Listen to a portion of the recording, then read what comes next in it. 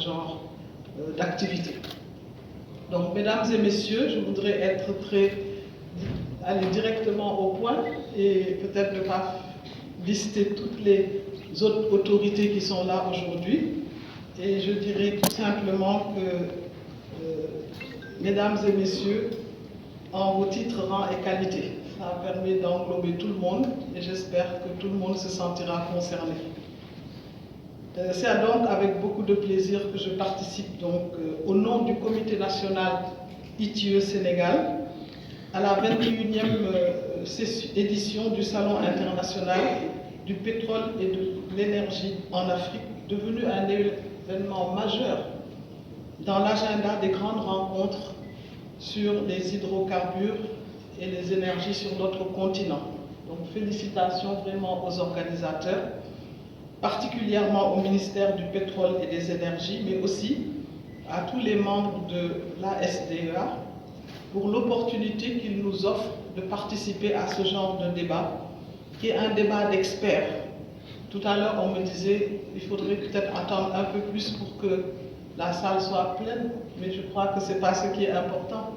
C'est la qualité des personnes qui sont là, qui font qu'il y a toujours un débat extrêmement intéressant. C'est une occasion à ne pas rater, et c'est pour ça que je disais que je n'ai pas hésité une minute. On aurait pu envoyer, puisque nous avons presque tout le monde au niveau du comité national, mais je tenais à être présente. Je voudrais également dire que c'est un moment important parce que nous avons vraiment un secteur qui est très sollicité, et particulièrement avec le changement climatique, il y a une place importante qui est donnée à ce secteur.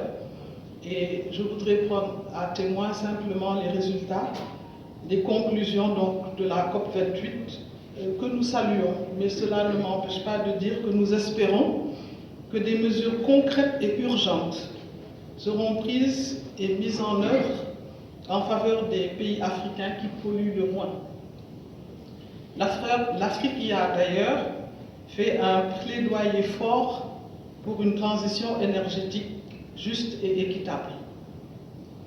Une gouvernance efficace dans la chaîne de valeur pétrolière et gazière est cruciale pour un développement durable, nécessitant un équilibre entre prospérité économique, bien-être social et gestion de l'environnement.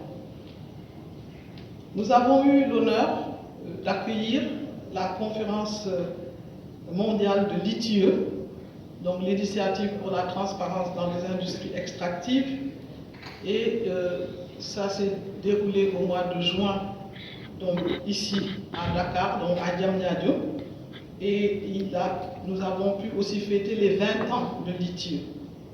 Le thème était la transparence en transition, puisque nous savons que nous sommes dans une période de transition, et cela a permis de mettre en exergue beaucoup de choses qui sont faites aujourd'hui au Sénégal. Comme vous le savez, l'ITIE, au cœur de l'ITIE se trouve une norme mondiale visant à améliorer la transparence et la redevabilité dans le secteur extractif d'une manière générale et dans les sous-secteurs des mines et des hydrocarbures en particulier. Or, le paysage donc énergétique mondial a radicalement changé depuis la création de l'ITIE il y a 2 décennies. Et c'est pour ça que j'écouterai avec intérêt, et je voudrais aller vite pour pouvoir écouter la directrice adjointe de l'initiative aussi de l'Organisation internationale de l'énergie, parce qu'il y a aujourd'hui un vrai débat, et ce débat-là, nous attendons aussi quelques orientations de cette organisation. Mais cela ne nous empêche pas au niveau de l'ITIE d'évoluer, de s'adapter aux défis de l'heure avec de nouvelles exigences. Concernant le Sénégal, dès son accession à la magistrature suprême, le président de la République, M. Macky Sall, a fait le choix de la transparence et de la bonne gouvernance des ressources naturelles. Cet objectif a été rapidement matérialisé, notamment avec l'adhésion du Sénégal à l'initiative pour la transparence dans les industries extractives en mars 2013. Aujourd'hui, grâce à un comité national, organe tripartite, regroupant l'administration, la société civile, le secteur privé, donc normalement tout le monde se sent concerné et contribue et engagé, et nous prenons toutes les idées et tous les efforts qui sont faits par les uns et par les autres. C'est un outil qui est devenu un outil de gouvernance inclusif, performant et innovant, et qui impulse une gestion à la fois optimale et responsable des activités dans le secteur extractif. Et cela, vraiment, nous rendons hommage à tous les acteurs, parce que c'est grâce à eux que les choses ont pu avancer, et je voudrais faire une mention particulière quand même à la société civile. Nous avons une publication régulière et à date de rapports annuels, et l'ITIE a permis d'ouvrir ce secteur au public et à donner des informations qui sont des informations fiables. Je voudrais dire que c'est peut-être aussi l'occasion de parler de ce que nous avons fait, etc., mais nous n'aurons pas le temps. Mais je voudrais juste dire que cela a permis aussi, avec cette impulsion, de faire beaucoup de réformes au niveau du Sénégal. Et vous avez dû en parler, puisque cela a permis une meilleure structuration du secteur extractif dans son ensemble. Je veux parler d'ailleurs du code minier, que vous connaissez, mais qui a intégré les principes justement de l'ITIE, notamment dans l'article 95. Il y a également le code pétrolier, le code gazier, la loi sur le contenu local, et c'est peut-être la loi que j'aime le plus parce que je considère que si elle est bien mise en œuvre, si elle est bien utilisée, normalement les populations de notre pays auxquelles appartiennent ces ressources se sentiront concernées et auront vraiment ce qu'elles attendent.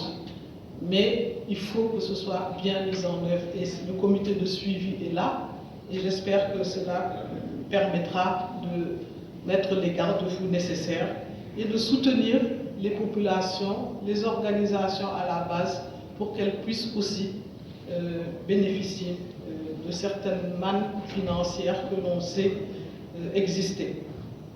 Il y a eu d'autres textes, justement, qui sont les décrets sur le registre des bénéficiaires effectifs, vous connaissez également ce sujet, mais également les cadastres miniers et pétroliers, et enfin une loi aussi qui relative à la répartition et à l'encadrement de la gestion des recettes issues de l'exploitation des hydrocarbures.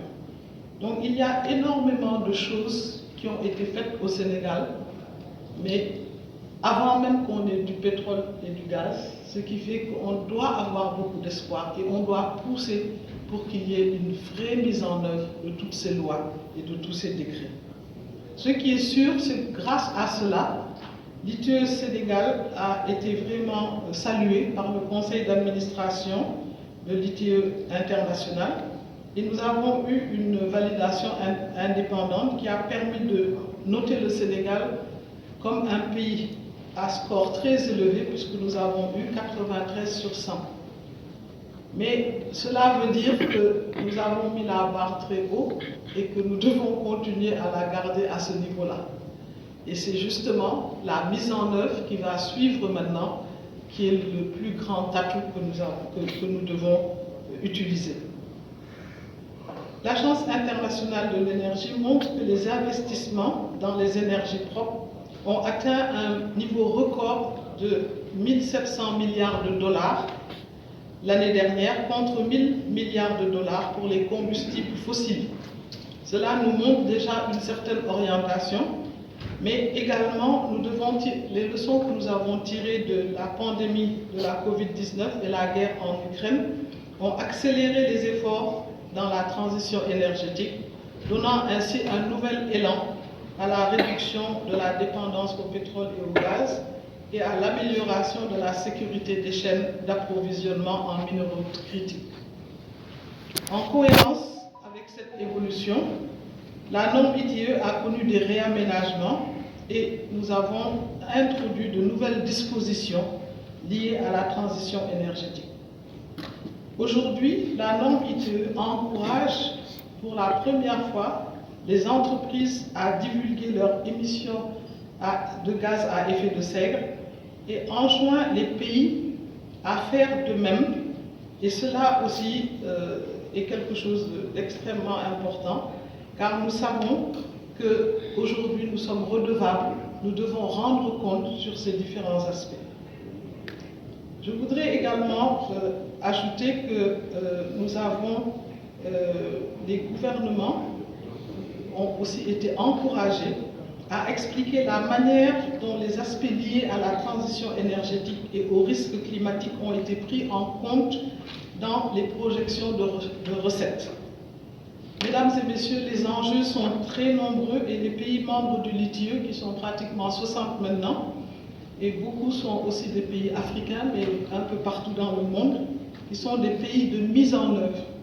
Et ces pays sont attendus dans la lutte contre la corruption, sur la mobilisation des recettes, sur la transparence des bénéficiaires effectifs pour lutter contre l'évasion fiscale, sur la prise en compte des aspects genre, social et environnemental, sans oublier le suivi des coûts des projets extractifs.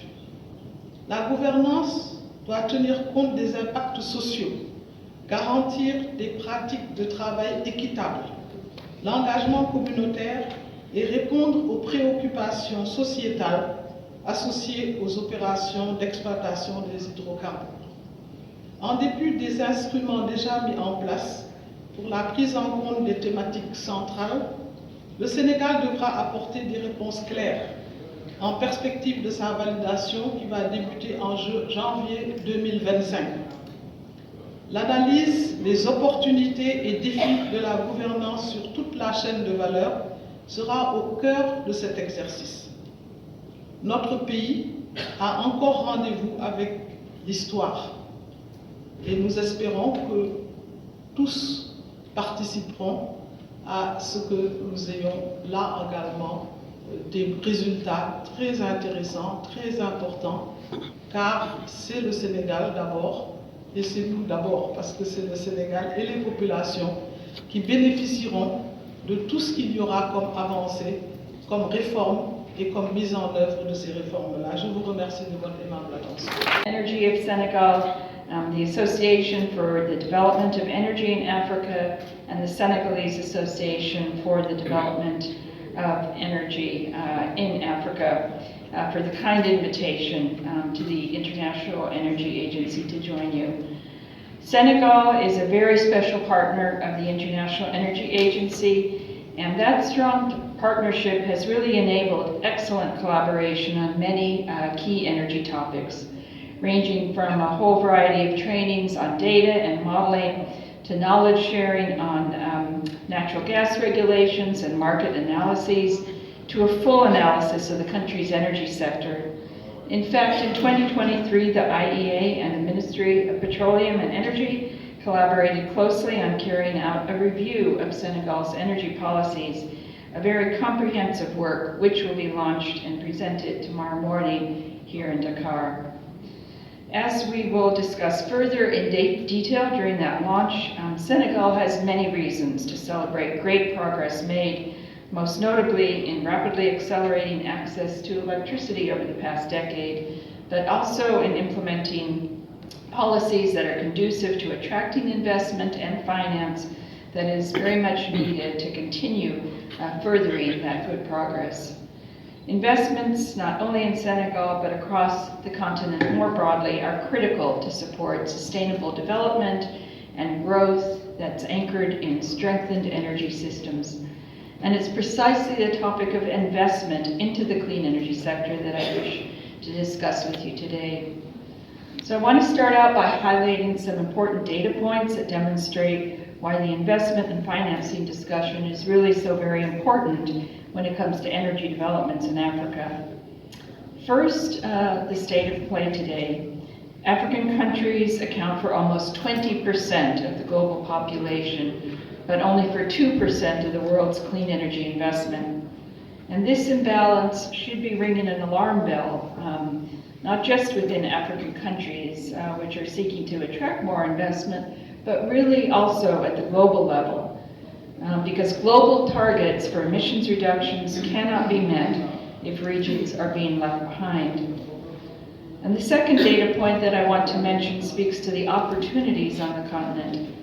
Africa is home to more than half of the world's best solar resources, but the whole continent has roughly the same installed solar PV capacity as Belgium. And that's just solar resources. Africa is also home to great potential for hydro, wind, and geothermal, not to mention the natural gas resources being developed here in Senegal and in Mozambique, for example, and the potential for clean hydrogen currently being explored in Namibia and Mauritania as an enabler for accelerated sustainable development. And the third framing data point to highlight demonstrates the huge energy needs in this region. Despite progress, we're still far from achieving universal energy access. 600 million people in Africa, roughly 40% of the population, still lack access to electricity, and nearly 1 billion people lack access to clean cooking.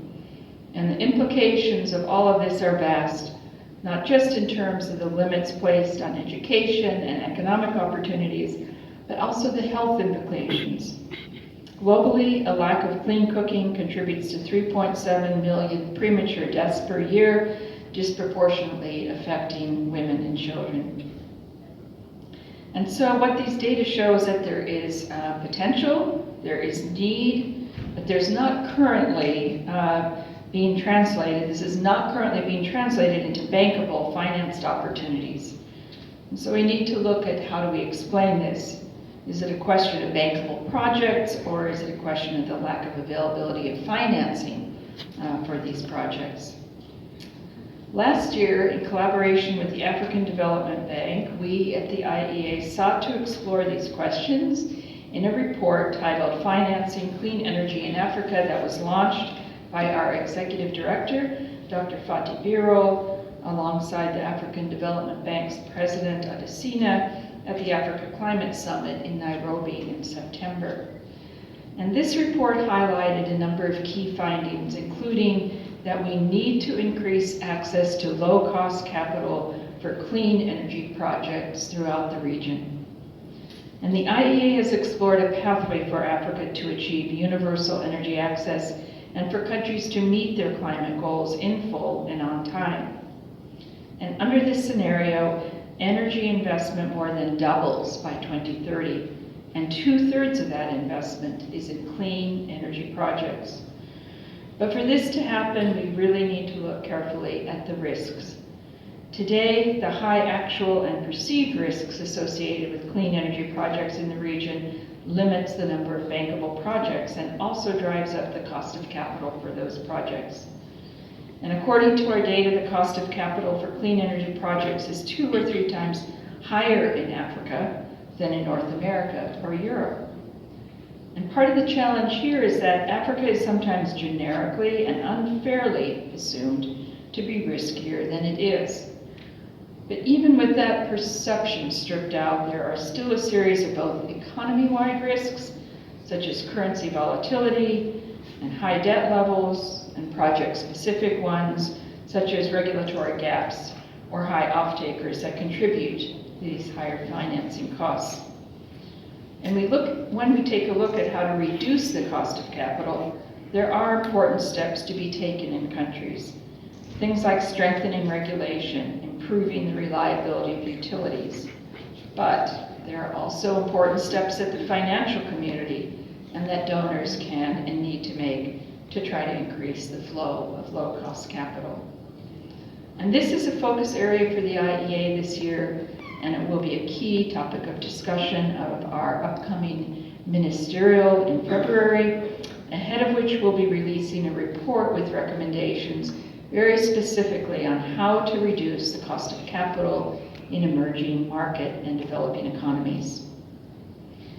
But I'd like to come back briefly to the topic of energy access, which is clearly a top priority. Achieving SDG 7 will require around $25 billion annually between now and 2030, covering both electricity and clean cooking. And this is a relatively small number in the global energy investment landscape. It's the equivalent of less than 1% of the total energy investment, equal to roughly the cost of building one LNG plant in Europe. But that relatively small number masks the scale and complexity of the challenge. Investment in electricity access and clean cooking has historically been below $5 billion annually, so it's clear that many more opportunities and streams of finance are needed. And when you add in the question of affordability, this gets even more complex. We consider energy services to be affordable if they account for less than 5% of household income. And based on that threshold, less than half of future electricity access projects would be affordable, with an even smaller number of clean cooking projects not crossing that affordability threshold. So this really emphasizes the role that public finance, especially grants, will play in order for us all to meet the objective of SDG 7. And I want to say a few words very specifically on clean cooking, where we see the biggest investment shortfall today. To reach SDG 7, annual investment levels need to increase by more than 20-fold. The IEA is making this area a key priority this year, hosting a Clean Cooking Summit in Paris in May, co-chaired by the President of Tanzania, the Prime Minister of Norway, and our Executive Director, where we'll be seeking to make significant strides in tackling this major energy, health, and gender issue.